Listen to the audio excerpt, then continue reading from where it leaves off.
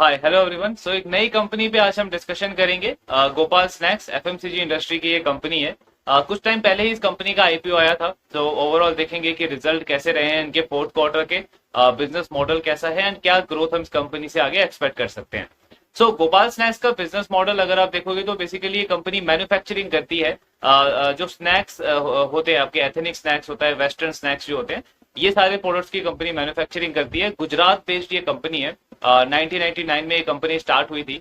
सो इनका अगर आप रेवेन्यू मिक्स देखोगे तो कंपनी का मोस्टली रेवेन्यू जो है वो इनके एथनिक स्नैक्स से आता है। एथनिक स्नैक्स में भी जो इनका गाठिया जो प्रोडक्ट है वो काफी फेमस प्रोडक्ट है। कंपनी आई थिंक इंडिया में नंबर 1 प्लेयर है, मार्केट लीडर है इस पर्टिकुलर प्रोडक्ट के अंदर। सो इनका 28% रेवेन्यू जो है वो सिर्फ इस एक कैटेगरी से आता है, गाठिया से। देन एथनिक स्नैक्स के अंदर ही जो नमकीन कैटेगरी है वहां से कंपनी का 27% के आसपास टोटल रेवेन्यू आता है। सो अगर हम टोटल देखें तो 55% रेवेन्यू इस कंपनी का सिर्फ एथनिक स्नैक्स से आता है। बाकी इनके दो और सेगमेंट है। सो दूसरा सेगमेंट है इनका वेस्टर्न स्नैक्स। अब वेस्टर्न स्नैक्स पे कंपनी का फोकस अभी कुछ टाइम से काफी ज्यादा बढ़ा है एंड मैनेजमेंट का भी कहना है कि आने वाले टाइम में इस कैटेगरी पे हमारा काफी ज्यादा फोकस रहने वाला है। बिकॉज ये वाला जो कैटेगरी है वेस्टर्न स्नैक्स का, जिसमें आपके चिप्स आते हैं, आपका आपका कुरकुरे टाइप प्रोडक्ट्स जो होते हैं, सो ये बेसिकली इन्हें इन्हें एक अच्छी अपॉर्चुनिटी देगा कि उन मार्केट में भी ये ग्रो करें, अपनी प्रेजेंस को इंक्रीज करें, जहां पे जो लोग हैं वो ज्यादा एथनिक स्नैक्स को ज्यादा ज्यादा प्रेफर नहीं करते हैं। तो इसीलिए कंपनी ने अपना वेस्टर्न स्नैक्स के ऊपर भी फोकस करना स्टार्ट किया है। ऑल दो अभी अगर आप देखोगे इनका, तो वेस्टर्न स्नैक्स में एक इनका वेफर करके एक कैटेगरी है जहां पे आपके पोटैटो चिप्स वगैरह जो होते हैं वो काफी ग्रोइंग सेगमेंट है। इसके साथ में एक इनका स्नैक्स पैलेट्स करके है जिसमें आपके कुरकुरे कुरकुरे टाइप्स जो प्रोडक्ट्स होते हैं वो आते हैं। सो उसमें अराउंड 21% के आसपास इनका टोटल रेवेन्यू आता है। तो वेस्टर्न स्नैक्स अगर आप टोटल देखोगे तो 30% के आसपास रेवेन्यू कंट्रीब्यूट करता है कंपनी के टोटल रेवेन्यू में।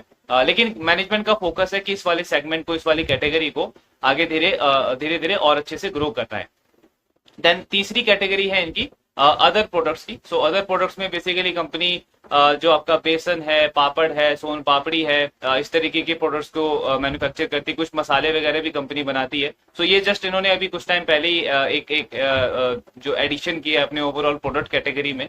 कुछ खास अभी इससे रेवेन्यू आता नहीं है एंड मैनेजमेंट का भी आप देखोगे तो मेन फोकस इनका इन्हीं दोनों सेगमेंट के ऊपर है, ethnic snacks and western snacks के ऊपर। बेसिकली ये जो अदर प्रोडक्ट्स के अंदर जो इन्होंने कुछ एड ऑन जो प्रोडक्ट्स ऐड किए हैं, जैसे मसाले हैं, देन आपका बेसन वगैरह है। सो इसके पीछे का मेन रीजन ये है कि इनका जो रॉ मटेरियल है, जो इनका रॉ मटेरियल लगता है प्रोडक्ट को मैन्युफैक्चर करने में, वो काफी ज्यादा फ्लक्चुएट होता है, उसकी प्राइसेस काफी ज्यादा फ्लक्चुएट होती है। जैसे कुछ एक दो रॉ मटेरियल है इनके, चना है, कुछ एक दो और दालें वगैरह हैं जिनके प्राइसेस आप देखोगे लास्ट एक दो क्वार्टर में ऑलमोस्ट 14-20% बढ़ गए हैं। तो जब ये प्राइसेस इतनी ज्यादा बढ़ जाते हैं तो इसका इनके मार्जिन पे एकदम से काफी नेगेटिव इंपैक्ट पड़ता है। बिकॉज इस कंपनी की क्या स्ट्रेटेजी है कि वैसे इनका जो सबसे ज्यादा रेवेन्यू जो है, अगर आप पैकेट वाइज देखोगे तो जो 5 रुपीज के जो पैकेट होते हैं उससे सबसे ज्यादा रेवेन्यू आता है कंपनी का। तो ये कंपनी क्या करती है स्ट्रेटेजिकली कि जो बाकी कंपनीज हैं उनके कंपैरिजन में अपने 5 रुपीज 10 रुपीज के पैकेट में ये 5 ग्राम एक्स्ट्रा ऑफर करती है कंज्यूमर को। सो जस्ट कि कंज्यूमर थोड़ा अट्रैक्ट हो, बिकॉज एक नया ब्रांड है। अब ऑब्वियसली अगर कोई कस्टमर लेज का प्रोडक्ट बाय कर रहा है या कोई और बड़ा ब्रांड वो ऑलरेडी यूज कर रहा है, तो एकदम से किसी नए ब्रांड को अगर उस कंज्यूमर को अपनी तरफ से अट्रैक्ट करना है तो उसको ये ऐसी कोई स्ट्रेटेजी तो यूज करनी ही पड़ेगी। सो ये कंपनी क्या करती है कि जो इनके 5-10 रुपए के जो प्रोडक्ट है उसमें बाकी कंपनीज के कंपैरिजन में 5-10 ग्राम थोड़ा सा एक्स्ट्रा ऐड करके देती है।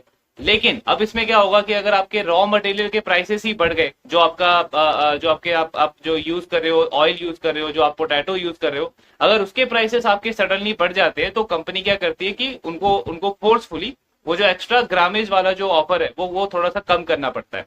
तो वहां पे आप इनके मार्जिन में फ्लक्चुएशन भी देखोगे। जैसे लास्ट ईयर इनके मार्जिन थोड़े से बेटर थे, इस फाइनेंशियल ईयर में आप देखोगे तो मार्जिन पे इनके इम्पैक्ट पड़ा है बिकॉज कंपनी ने वो जो ग्रामेज वाला पार्ट है वो वापस से बढ़ा दिया है। तो वो फ्लक्चुएशन इनकी चलती रहती है। सो इसलिए कंपनी ने क्या किया, ये अदर प्रोडक्ट वाला सेगमेंट इन्होंने स्टार्ट किया है जिसमें इनका ये बेसन है, स्पाइसेस है। सो ये इन हाउस मैन्युफैक्चरिंग होगा, तो इससे एक इनकी प्राइसिंग के ऊपर, इनकी रॉ मटेरियल की कॉस्ट के ऊपर एक अच्छा कंट्रोल कर पाएगी कंपनी। तो ये भी एक मेन पर्पज है कि इन्होंने ये अदर प्रोडक्ट्स वाली कैटेगरी को ऐड किया हुआ है। सो ये ओवरऑल इनका बिजनेस मॉडल है। अब क्योंकि ये गुजरात बेस्ड कंपनी है तो इनका बहुत बड़ा पार्ट जो है रेवेन्यू का वो गुजरात से ही आता है। ऑलमोस्ट 75-80% के आसपास जो रेवेन्यू है कंपनी का वो गुजरात से आता है। इसके अलावा बाकी स्टेट्स में भी इनकी प्रेजेंस है, लेकिन वहां से रेवेन्यू अभी कुछ खास आता नहीं है। ऑल दो मैनेजमेंट का टारगेट यही है आगे चल के कि वहां से भी एक अच्छा खासा बिजनेस जो है वो जनरेट किया जाए।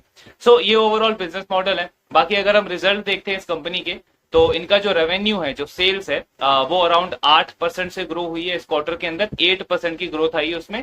मार्जिन अगर आप देखोगे तो वो नीचे गिरा है, लगभग 13-14% के मार्जिन थे इनके लास्ट ईयर, वो कम होकर के 10-11% की रेंज में आ गए हैं। सो मार्जिन कम हुआ है। अब मार्जिन कम होने से क्या हुआ है कि आपका जो प्रॉफिट के नंबर्स है उस पर भी इंपैक्ट पड़ा है। सो नेट प्रॉफिट इस कंपनी का 4% से गिर गया है कंपेयर टू लास्ट ईयर। तो रिजल्ट नंबर्स ऑब्वियसली हम देखेंगे तो बहुत अच्छे नहीं है, खराब नंबर्स हैं, कुछ खास इंटरेस्ट बनता नहीं है। लेकिन इसके पीछे का रीजन क्या है? सो बेसिकली इस बिजनेस के अंदर पिछले कुछ टाइम से इनका जो प्रोमोटर्स हैं, उनकी फैमिली का डिस्प्यूट चल रहा था। एंड इनका आईपीओ लाने का मेन रीजन भी यही था वैसे। जो प्रोमोटर हैं उनका उनके ब्रदर के साथ में कुछ डिस्प्यूट चल रहा था, जिसकी वजह से जो इनके करंट प्रमोटर हैं उनको उनके ब्रदर के जो स्टेक्स थे कंपनी के अंदर उसको बाय करना पड़ा। एंड उसके लिए उन्होंने लोन लिया था बैंक से। उस लोन की रीपेमेंट के लिए ये आईपीओ लेके आए थे। मेन ऑब्जेक्टिव इनका यही था आईपीओ लाने का, बिकॉज बिजनेस वाइज अगर आप देखोगे तो इनका कहना है कि हमारे कंपनी को, हमारे बिजनेस को ग्रो करने के लिए हमें कोई एक्सटर्नल फंडिंग की जरूरत नहीं है, बिकॉज कैश फ्लो हमारा काफी स्ट्रांग है। इनफैक्ट अगर आप आरओई और आरओसी का नंबर देखोगे तो बहुत एक्सेलेंट नंबर है इस कंपनी का। 25-30% के आरओई और आरओसी पे कंपनी ऑपरेट करती है। तो ये जस्ट आपको शो करता है कि एफिशिएंसी बहुत अच्छी है इस बिजनेस की ओवरऑल। ये मेन पर्पस था इनका आईपीओ का। एंड इस डिस्प्यूट की वजह से हुआ क्या कि लास्ट 1-2 साल जो है वो मतलब मैनेजमेंट का फोकस और थोड़ा सा इंटरनल इशू की वजह से ये अच्छे तरीके से फोकस नहीं कर पाए अपने ग्रोथ के ऊपर। लेकिन मैनेजमेंट का कहना है कि बड़ा पार्ट इसमें ये है कि इस चैलेंजिंग टाइम में भी हमने एटलीस्ट अपने ग्रोथ को सस्टेन रखा, मतलब कि ग्रोथ डिक्लाइन नहीं हुआ, नंबर्स जो हमारे थे वो थोड़े से स्टेबल रहे। मतलब ऐसा नहीं है कि सेल्स ग्रोथ हमारा 10-10, 20-20% नीचे गिर गया हो या मार्जिन में इंपैक्ट हुआ हो, तो उस चीज को हमने मेंटेन रखा, तो वो एक बहुत अच्छी अचीवमेंट है हमारे लिए। एंड अब ओवरऑल वो चीजें सॉर्ट आउट हो गई है, वो डिस्प्यूट ऑलमोस्ट अब कंप्लीट हो चुका है। एंड मैनेजमेंट ने लास्ट कुछ टाइम में अगर आप देखोगे तो काफी एग्रेसिवली हायरिंग भी करी है। बड़े बड़े एफएमसीजी प्रोफेशनल्स को इन्होंने हायर किया अपने टीम के अंदर। जो एरिया सेल्स मैनेजर होते हैं, आपके नेशनल सेल्स हेड जो होता है एफएमसीजी बिजनेस के अंदर, वो ये लेकर के आए हैं अपने बिजनेस में, सो दैट आगे चल करके ग्रोथ के ऊपर फोकस किया जाए। तो अगर आप ये इंडस्ट्री देखते हो पूरी, ये जो स्नैक्स कैटेगरी की जो इंडस्ट्री है, इसका ग्रोथ टारगेट है कि अगले 3-4 साल के अंदर ये पूरी इंडस्ट्री 11% के रेट से ग्रो करेगी। उसमें इस कंपनी ने एग्जैक्ट गाइडेंस तो नहीं दिया है कि हम कितना ग्रो टारगेट कर रहे हैं, लेकिन इनका कहना है कि जब इंडस्ट्री 11% पे ग्रो करेगी तो हमारी इंटरनल एक्सपेक्टेशन ये है कि हम उससे अच्छा करेंगे, मतलब इंडस्ट्री से हायर रेट पे ग्रो करेंगे। तो ये इनका ओवरऑल गाइडेंस है ग्रोथ को लेकर के। मार्जिन्स पे कंपनी का कहना है कि क्योंकि रॉ मटेरियल ऐसा है कि मतलब उसके प्राइसेस काफी फ्लक्चुएट होते हैं, जैसे पाम ऑयल के आप प्राइसेस ले लो तो बीच में बहुत बढ़ गए थे, फिर सडनली कम हुआ, तो उस पर कंपनी को अगेन वही चीज करनी पड़ती है कि जो एक्स्ट्रा ग्रामेज ये ऑफर देते हैं कंज्यूमर को अपने 5 रुपए 10 रुपए वाले पैकेट में, उसको ये फिर उन्हें बढ़ाना पड़ता है, कभी इन्हें कम करना पड़ता है। सो वो एडजस्टमेंट चलता रहता है इनके मार्जिन में, बिकॉज 5 रुपए वाला जो पैकेट है या 10 रुपए वाला जो पैकेट है उसमें प्रॉब्लम ये है कि उसको अगर आपका थोड़ा सा कॉस्ट बढ़ गया है तो 5 रुपए के पैकेट को आप 6 रुपए पे सेल नहीं कर सकते या 7 रुपए पे सेल नहीं कर सकते। सो वैसा वो वर्क करता नहीं है। या तो आप जो भी उसमें काम कर सकते हो वो ग्रामेज के ऊपर कर सकते हो, या फिर आप एक्स्ट्रा ग्रामेज ऐड करोगे या आप अपना ग्रामेज कम कर दोगे। इस तरीके से ये मॉडल वर्क करता है। इसीलिए कंपनी का फोकस क्या है अब कि जो बड़े पैकेट्स होते हैं, जो 10 रुपीज का पैकेट है या 10 से जो बड़े रुपीज के जो पैकेट होते हैं, उसका जो रेवेन्यू कंट्रीब्यूशन है वो इंक्रीज किया जाए अपने टोटल सेल्स के अंदर। सो उस पर भी कंपनी वर्क कर रही है। देन अगर हम ग्रोथ वाइज देखें तो कंपनी का कहना है कि गुजरात में अभी हमारा 75-80% के आसपास रेवेन्यू आता है, लेकिन इसके अलावा हमारी प्रेजेंस जो है वो ऑलमोस्ट 11 स्टेट्स के अंदर है, 2 यूटीज के अंदर है। तो हमारे कोर फोकस मार्केट्स हमने अपने डिफाइन किए हुए हैं अगले कुछ सालों के लिए, जैसे महाराष्ट्र है, यूपी है, एमपी है, राजस्थान है, दिल्ली एनसीआर है। सो इन स्टेट्स के अंदर कंपनी का फोकस है कि ये हमारा फोकस स्टेट्स है और यहाँ पे हम अपने बिजनेस को एक्सपैंड करेंगे, बिकॉज अभी 75% रेवेन्यू तो सिर्फ गुजरात से आता है, बाकी स्टेट्स में अभी इतना ज्यादा पेनेट्रेशन हुआ नहीं है। तो वहां पे हम अपने प्रोडक्ट्स को लेके जाएंगे, डिस्ट्रीब्यूटर्स को बिल्ड करेंगे, नए डिस्ट्रीब्यूटर्स को जोड़ेंगे अपने साथ में, तो वहां से हमारा एक्सटर्नल ग्रोथ जो है वो वहां से आएगा। प्लस गुजरात में भी अभी हमारा 20 से 25% के आसपास जो मार्केट है वो अभी हमने रीच नहीं किया है पूरे तरीके से, तो वहां पे भी हम आगे अपनी अपनी प्रेजेंस को इंक्रीज करेंगे, तो वहां से भी और ग्रोथ की अपॉर्चुनिटी है। साथ में अगर आप इस कंपनी का प्लांट देखोगे तो इनके 3 मैन्युफैक्चरिंग प्लांट है बेसिकली, एक राजकोट में है, एक मोदासा में है एंड एक नागपुर के अंदर है। एंड इनका कैपेसिटी यूटिलाइजेशन अगर आप देखोगे तो सिर्फ 40% के आसपास है एवरेज, अगर हम तीनों प्लांट्स का देखें।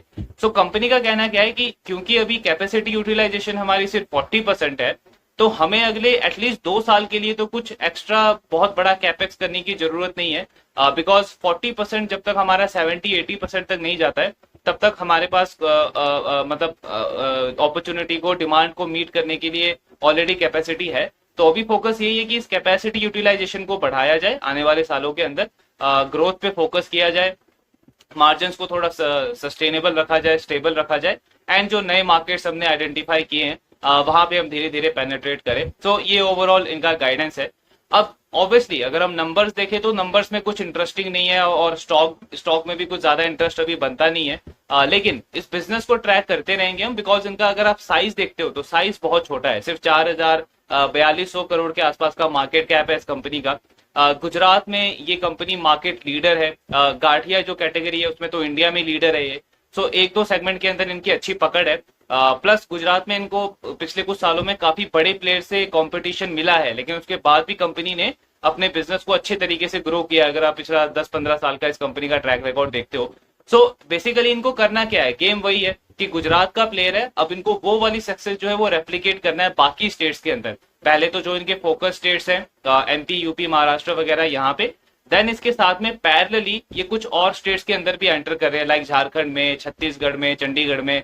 सो वहां पे भी इन्होंने थोड़ा बहुत एंटर करना स्टार्ट किया है।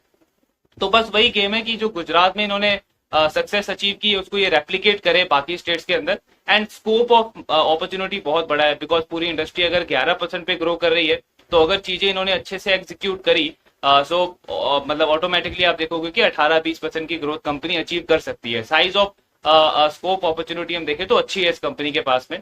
सो ट्रैक तो यहाँ से करेंगे ऑब्वियसली। करंट लेवल्स पे कुछ खास इंटरेस्ट बनता नहीं है, नंबर्स अभी खराब है। एक चीज अच्छी है कि थर्ड क्वार्टर में मैनेजमेंट ने गाइडेंस दिया था कि जो डिस्प्यूट वगैरह था वो सॉर्ट आउट हो चुका है, सो आगे चल के हमारे ग्रोथ नंबर्स अच्छे होंगे। तो फोर्थ क्वार्टर में थर्ड क्वार्टर के कंपैरिजन से काफी अच्छे नंबर्स है। थर्ड क्वार्टर में बहुत म्यूटेड नंबर थे, फोर्थ क्वार्टर में एटलीस्ट आपको 8% के आसपास का रेवेन्यू ग्रोथ देखने को मिला है, तो थोड़ी सी इंप्रूवमेंट है। सो आगे बाकी ट्रैक करते हैं कि किस तरीके का ट्रेजेक्टरी रहता है इस बिजनेस का। बाकी अभी कौन कॉल होगा वो भी डिस्कस करेंगे।